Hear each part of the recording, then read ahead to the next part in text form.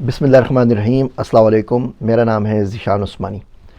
بچپن میں ایک شعر سنا تھا کہ نہیں ہے نا امید اقبال اپنی کشتے ویراں سے، ذرا نم ہو تو یہ مٹی بڑی زرخیز ہے ساکی۔ یہ اتنی دفعہ سنایا گیا، ہمیں بتایا گیا کہ پاکستان بہت اچھا ملک ہے، پاکستان میں بچے بہت زیادہ محنتی ہیں، ہم بہت کام کرنے والے ہیں، مخلص، دیانتدار، ایماندار، وقت کے پابند، وعدے کے پابند قسم کے لوگ ہیں۔ بس ہمیں صحیح موقع نہیں مل رہا، ایک دفعہ صحیح انوائرمنٹ، صحیح اپورچونٹی مل جائے، ذرا نم ہو تو یہ مٹی بڑی زرخیز ہے ساکی۔ اور ہم نے اس باتوں کو سچ مان لیا اور ہم ابھی تک پڑھاتے رہتے ہیں۔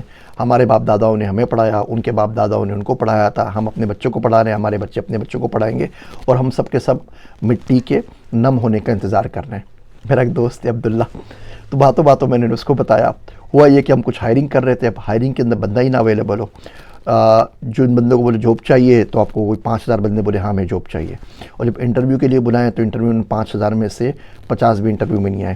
جب آپ پوچھیں تو ان 50 میں سے 5 لوگوں کو بھی کام نہیں آتا، سی وی لوگوں سے جھوٹ بنائے ہوئے، ان کو سی وی بنانا تک نہیں آتا۔ ماسٹرز بیچلرز کے بچوں کا یہ حال ہے، تو باقی بچوں کو ہم کیا روئیں۔ پھر 5 کو جو انٹرویو میں آ جائیں، جن کو تھوڑا بہت کام آتا ہے، اب ان کو رکھیں، تو اس میں سے 2-3 بھاگ جاتے ہیں ٹائم پورا ہونے سے پہلے ایک دن کام کریں گے، 2 دن کریں گے، 1-2 صاحب تو ٹائم پر آئیں گے ہی نہیں، بولیں گے ہم تو آلریڈی جاب کر رہے تھے، ہم تو فلاں جگہ آلریڈی کام کر رہے ہیں، ہم چیک کر رہے تھے کہ مارکیٹ میں کیا بھاؤ مل رہا ہے، تو اس کے بعد نہیں ہوتا۔ تو یہ مٹی نم کر کے ہم نے، میرا دوست عبداللہ کہتا ہے، اس کو دلدل بنا دیا ہے، اور اب اس میں کوئی سروائیو نہیں کر سکتا، نہ ہم خود سروائیو کر پاتے ہیں، اور ہم اس دلدل کے اندر بیٹھے ہوئے ہیں، اور جو بندہ باہر سے آ جائے، جو بندہ اپورچونٹی لے کر آئے، جو بندہ آپ کی حفاظت کرنے کے لیے آئے، یہ سمجھ کے کہ آپ شاید دلدل کے اندر آپ کو نکال دیں، آپ اسی کو کھینچ لیتے ہیں، وہ یہ سمجھنا بھول جاتا ہے، اس سے غلط فہمی ہوتی ہے کہ آپ دلدل میں پھنسے ہوئے نہیں ہیں، آپ خود دلدل ہیں، آپ خود دلدل کا حصہ بن چکے ہیں نم ہو کے۔ تو آئندہ آپ کو جو بھی کہے کہ ذرا نم ہو تو یہ مٹی بڑی زرخیز ہے ساکی، تو ان کو بولنا کہ مٹی اتنی زیادہ نم ہو چکی ہے، اس میں آپ اتنا زیادہ پانی ڈال چکے ہیں کہ اس کی زرخیزی اب ختم ہو چکی ہے۔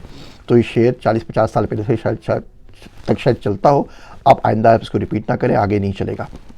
بھائیو، اگر کام کرنا ہے، آگے زندگی میں بڑھنا ہے، تو جو اپنی عادات ہیں ان کو بدلنا پڑے گا۔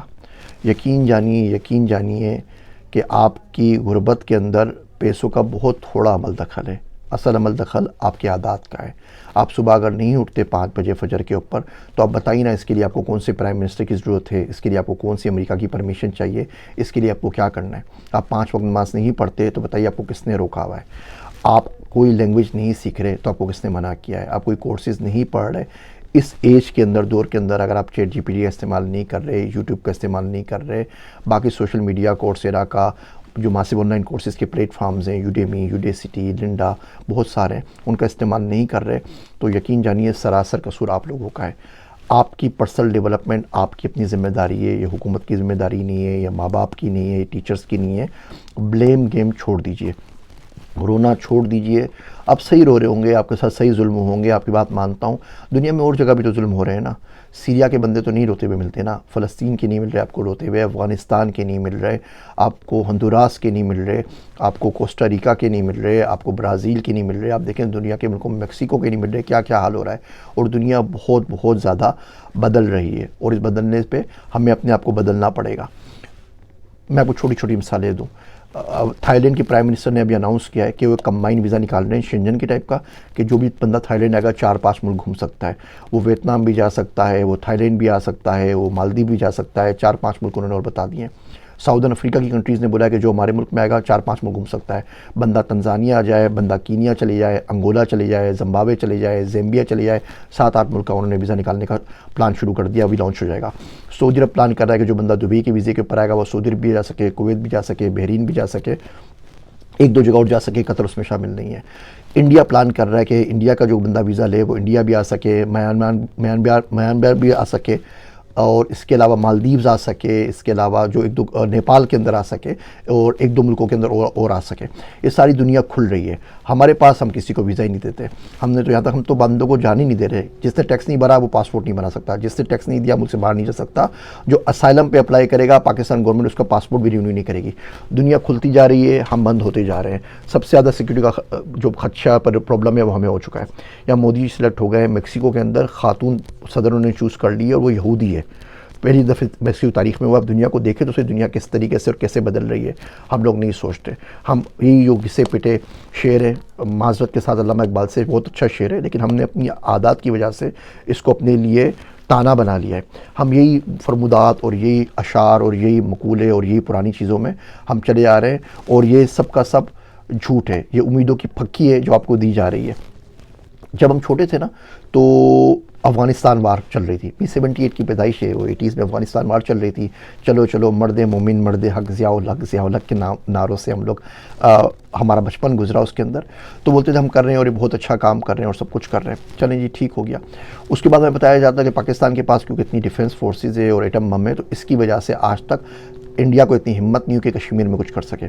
اس کی وجہ سے آج تک اس زمانے میں بابری مسجد کا ایک واقعہ ہوا تھا کہ بابری مسجد کو کچھ نہیں کریں گے بیکاز ہمارے پاس اتنی صلاحیتیں موجود ہیں, اور اس کی وجہ سے آج تک اسرائیل نے فلسطین کے اوپر اٹیک نہیں کیا. اب وہ فلسطین کے اوپر اٹیک بھی ہو گیا, بابری مسجد بھی شہید ہو گئی. افغانستان کا جو کچھ ہوا وہ آپ لوگوں کے سامنے ہی ہے. پھر اس کے بعد عراق کا ہوا, اس کے بعد فلسطین کا بھی ہو رہا ہے. سیریا کے اندر کیا کچھ ہوا سارا آپ کو پتہ ہے. لبنان کے اندر کیا ہوا, اور کشمیر کے اندر بھی جو ان کی حق خود اداریت ہے وہ ختم کر دی گئی.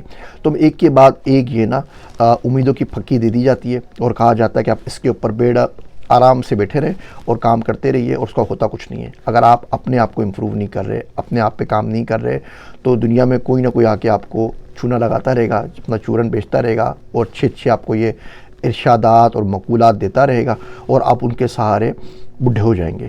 ان کے سارے زندگی نہیں گزاری جا سکتی. اب تو زندہ رہنا مشکل ہو گیا ہے, اب تو مرنا مشکل ہو گیا ہے.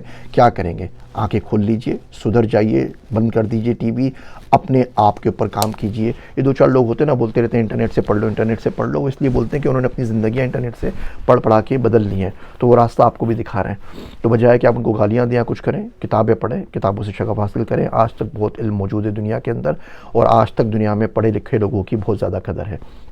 آپ پڑھ لکھ لیں گے, اپنی عادات ٹھیک کر لیں گے, اپنے ٹائم کی پابندی کریں گے, اپنے وعدوں کی پابندی کریں گے, ایک اچھے انسان بن جائیں گے, تو بالکل ضرور میں بھی آپ سے کہوں گا ذرا نم ہو تو یہ مٹی بڑی زرخیز ساکی. صرف آپ ہی نہیں پوری دنیا آپ کو آ کے یہ بات بول رہی ہوگی, اور اس کے بعد پھر ہم فخر سے بول سکتے ہیں کہ جی بالکل شعر تھا, شاعر مشرق نے لکھا تھا, اور ہم اس شعر کی صحیح عکاسی کرتے ہیں.